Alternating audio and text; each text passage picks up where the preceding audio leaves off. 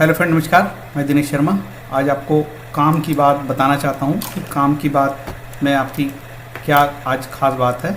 आप यदि कभी सरकारी कार्यालयों में जाते हैं तो आप किसी आवेदन को देना है, किसी सरकारी कार्यालय में आवेदन को देना है तो निश्चित रूप से वहाँ जाके आप आवेदन दे के एक पावती लेना होता है। तो पावती लेने के क्या तरीके हैं वो आपको मैं बताना चाहता हूँ। रिसिप्ट बोलते हैं। सरकारी कार्यालयों में प्रस्तुत दस्तावेजों की पावती देने की क्या प्रक्रिया होती है। आम जनता के काम की बात है। ये बात छोटी सी है लेकिन है निश्चित रूप से काम की।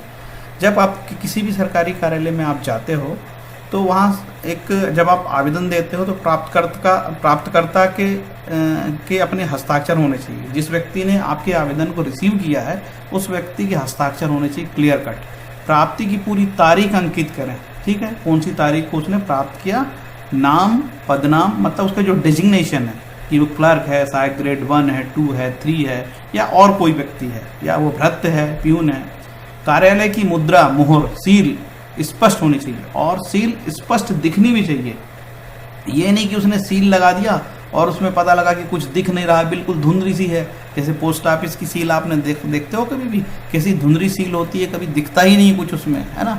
तो ये चीज़ का हमेशा याद रखना चाहिए। और आप पोस्ट ऑफिस भी जाते हो आप तो वहाँ पे भी आप जब आप रजिस्ट्री करते हो या स्पीड पोस्ट करते हो, रजिस्ट्री करते हो तो वहाँ पे एक नंबर अंकित होता है, उससे ट्रैक हो जाता है, ठीक है। तो वहाँ पे भी आपको देखना चाहिए कि सील हमेशा स्पष्ट होनी चाहिए, आपकी जो रसीद है वो स्पष्ट प्रिंटेड दिखनी चाहिए। वही काम की चीज़ है, क्योंकि न्यायालय में यही सब चीज़ें काम आती है, आपकी रसीद। तो ये रसीद बहुत इंपॉर्टेंट होती है।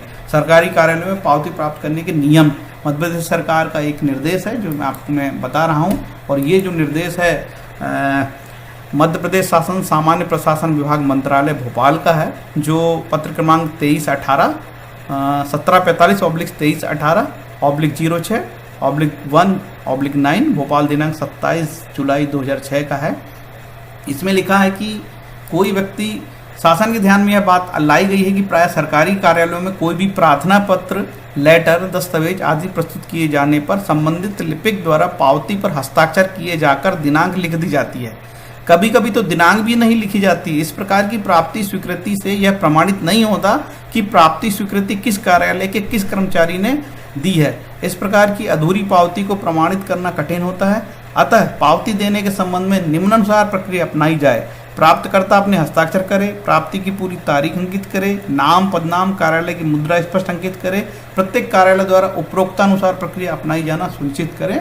ये मध्य प्रदेश सरकार का सामान्य प्रशासन विभाग का पत्र है, ये आपको दिख रहा है, चाहे तो आप इसका स्क्रीनशॉट करके उपयोग कर सकते हैं। और यही जो प्राप्ति रसीद है आपको दस्तावेज के रूप में काम आती है, कोर्ट कचहरी न्यायालय में आपके काम आती है। इसका आप हमेशा ध्यान रखें, जो आपको हमेशा काम आएगा। ज्ञान की ताकत, यदि आपको जानकारी होगी, सूचना होगी तो आप भविष्य में अपने चीज़ों को, अपने मुद्दे को, अपनी बात को आप रख पाओगे। तो इस चीज़ का हमेशा आपको ध्यान रखना चाहिए कि कार्यालय में जाके किस प्रकार से लेना है। कई बार ऐसा होता है कि वो पावती नहीं लेता, आपको बोलता आप ऐसे ही चले जाओ। कभी भी यदि किसी भी कार्यालय में आपने कोई कागज़ दिया है और आपके पास पावती नहीं है तो आप कैसे करोगे। बिना पावती के कभी कागज़ देना ही नहीं। हो सकता है आपने कभी ईमेल किया हो, तो ईमेल आपने किया होगा तो ईमेल में भी प्रिंट निकलता है, तो ईमेल का भी प्रिंट निकाल के रखो, तारीख और कब आपने ईमेल किया है। यदि आपके पास कोई पावती नहीं है, कोई रसीद नहीं है, तो फिर आपको आवेदन देने का कोई औचित्य नहीं है, आपको आवेदन देना ही नहीं चाहिए। कई बार ऐसा होता है कि आप सूचना के अधिकार का आवेदन देने जाते हो तो उस बार आपको कई बार पावती नहीं दी जाती है, वो भी गलत तरीका है। बिना पावती लिए कभी भी किसी कार्यालय से वापस नहीं आना चाहिए। और स्पष्ट जो व्यक्ति आपसे ले रहा है पावती, उसका नाम और उसका पदनाम, मतलब वो किस पद पे है वो लिखा जाना चाहिए। ये छोटी सी बात है लेकिन काम की बात है। सामान्यतः लोगों को, ग्रामीण जनता को या शहरी क्षेत्र के लोगों को भी ये सब चीज़ें जानकारी नहीं होती, जिसके अभाव में कभी कभी जो है हम अपनी बात नहीं रख पाते। हम ये नहीं कहते कि हमने कब आवेदन दिया था और अपना हमारी जो दावेदारी है वो बात हम फेल हो जाती है। इसलिए इसको हमेशा आपको ध्यान रखना पड़ेगा कि सरकारी कार्यालयों में रसीद कैसे प्राप्त करें। फ्रेंड्स, मेरा ये वीडियो आपको अच्छा लगा होगा तो आप मेरे वीडियो को लाइक करिए, शेयर करिए, कमेंट लिखिए। बात छोटी सी है लेकिन काम की बात है, ठीक है। कभी कभी हम बहुत बड़ी बड़ी बात जानते हैं लेकिन छोटी छोटी बात नहीं जानते हैं। तो ये ज्ञान की ताकत है। हर दिन आपको कुछ ना कुछ ऐसी चीज़ मैं आपको बताते रहूँगा जो बहुत छोटी होगी, बहुत आम बात होगी, लेकिन होगी बहुत काम की बात। Thank you. हरे कृष्ण।